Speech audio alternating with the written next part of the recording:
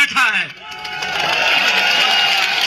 अगर आपने बाड़मेर जैसलमेर के दलित भाइयों को, दलित युवाओं का दिमाग अगर आपने गलत रास्ते पे नहीं भटकाया होता तो ये स्थिति आज न आती, न कोजाराम जी भगवान के घर जाते, न गुलाब सिंह का परिवार प्रताड़ित होता। और अगर आप इसी तरीके से करते रहोगे तो मैं आपको दावे के साथ कह सकता हूं कि अभी और भी कई ऐसे घटनाएं आप कारित करते रहोगे जब तक आप जीवित हो। आप आज एक राजपूत जाति पर आप आरोप लगा रहे हो। आज भी एक जैसलमेर के विधायक आपके सामने स्पष्ट उदाहरण है, राजपूत जाति के परिवार ने उनको पटाया, तब आज वो विधायक है, वो आज चीफ इंजीनियर बने थे।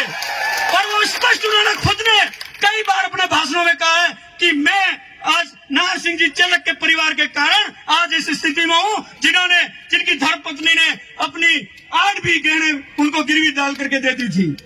कर्नल सोनाराम जी स्पष्ट उदाहरण है। पिछला के राजपूत परिवारों ने जैसलमेर के राजपूत हॉस्टल में एडमिशन कराया, वहां से वो पढ़े, तब आज वो इस स्थिति में है। कहां से राजपूत समाज बुरा हो गया? आधी रात को मेरे गांव का कोई भी मेघवाल, कोई नेता पैसा नहीं देता जब वो बीमार होकर के रात को फोन करते।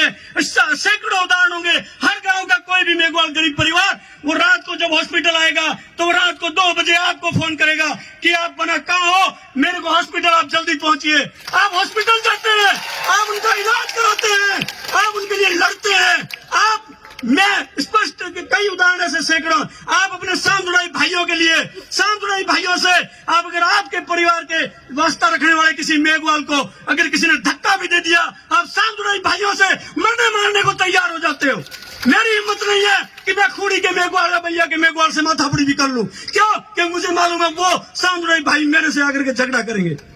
इतना हम उनका ध्यान रखते हैं, उनकी माता पिता का ध्यान रखते हैं। हमारी माताएं किसी भी बुजुर्ग मेघवाल को, बुजुर्ग भाई को, चाहे वो किसी दलित जाति का हो, ओबीसी का हो, वो अगर घर के चौखट पर आता है, वो अपने घर में अगर कोई भी वो बीमारी है, हारी बीमारी, शादी ब्याह, तो अपना गहना निकाल करके दे देती है। इससे ज्यादा क्या होगा? कौन सा बुरा गुनाह किया? लेकिन ये वोट बैंक की राजनीति, हम इसीलिए कमजोर होते जा रहे हैं क्योंकि हम डरते हैं। हम राजनीतिक दलों से डरते हैं, हम राजनीतिक संगठनों से डरते हैं। हमारी हिम्मत नहीं है कि हम खुल करके बोल भी सके। 5 दिन तक देख रहा था, कोई खुल करके पोस्ट लिखने की हिम्मत नहीं कर पा रहा। आज आपका था जनसमूह सारे हम राजनेताओं को यहाँ लेके आ गया। क्यों? क्योंकि आपकी ताकत, बाकी कोई कुछ नहीं है। कोई एमएलए, क्या एमएलए के पास ताकत, क्या एक जिलाध्यक्ष के पास ताकत, क्या एक शासक के पास ताकत? मैं कहता हूँ खुलकर, अगर आप दम ठोक करके सत्य के साथ चलते रहो, किसी की हिम्मत नहीं है कि आपके सामने आंख उठा करके देख सके।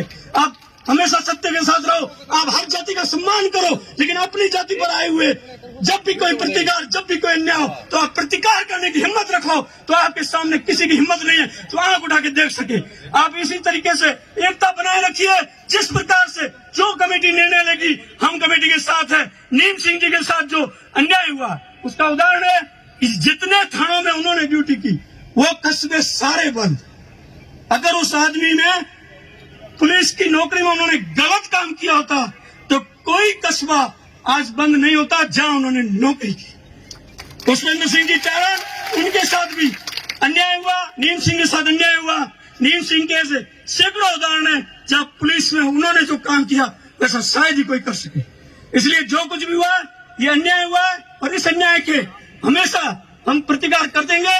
और निर्दोषों को, गुलाब सिंह के परिवार में अगर किसी को भी निर्दोष को फंसा दिया तो उनके खून, उनके पसीने की एक भी बूंद गिरी वह हम हमारा खून बहा देंगे। ये आपको हम खुला कहते हैं। हम किसी से नहीं डरते, लेकिन हम सबका सम्मान करते हैं। ये जाति ऐसी है जो सबका सम्मान करती है, चाहे ब्राह्मण हो, चारण हो, जाट हो, मूल ओबीसी हो, दलित हो, सबका सम्मान करते हैं। लेकिन हम हमारे ऊपर आए हुए, आप अगर हमारे ऊपर अन्याय करोगे तो हम खुलकर प्रतिकार करेंगे।